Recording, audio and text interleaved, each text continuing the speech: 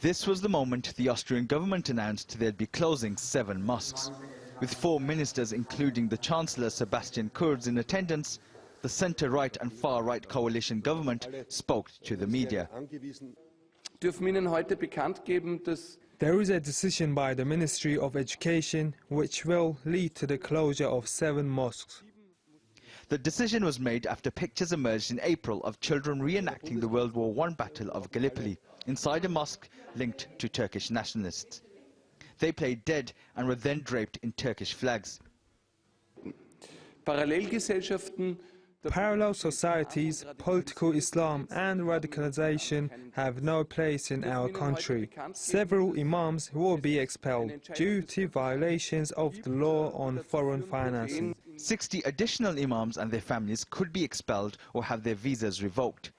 The Turkish Muslim organization that represents 40 of these imams says the news came as a shock. They do admit, though, that the imams are paid for by Diyanet, the Turkish Directorate of Religious Affairs. The paying for the imams is now for Atib imams coming from Diyanet. In Turkey? In Turkey, yeah. So you're in contravention of the law? Yeah. We accept the law in Austria, and Atib will pay the imams from our own money in the future.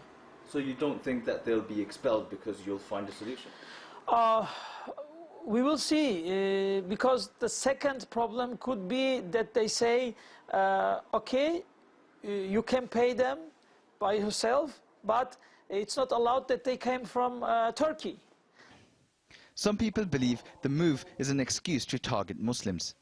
Austria is the only country in Western Europe with a far-right presence in government, and that's concerning for the 600,000 Muslims that live here, especially now since mosques are being closed and imams threatened with expulsion. But what's even more troubling is that the far-right party, the Freedom Party, was established after the Second World War by former members of the Nazi Party. Turks make up the majority of the Muslim population in Austria. They've been living and working here for years and have established vibrant communities. Meanwhile, Turkey has reacted angrily to the news.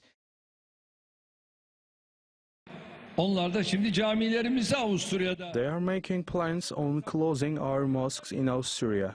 Where is all this going? I am afraid the steps taken by Austrian Prime Minister leads the world towards a war between cross and crescent once again. That's why Western world should take care of its own people. If they don't do that, there will be different plans. They say they will expel our religious clerics from Austria. If you do such a thing, we will retaliate in some way. Regardless of the tensions between the two countries, Muslims here say they feel targeted and marginalized simply because of their faith. Assed Baig, TRT World, Vienna.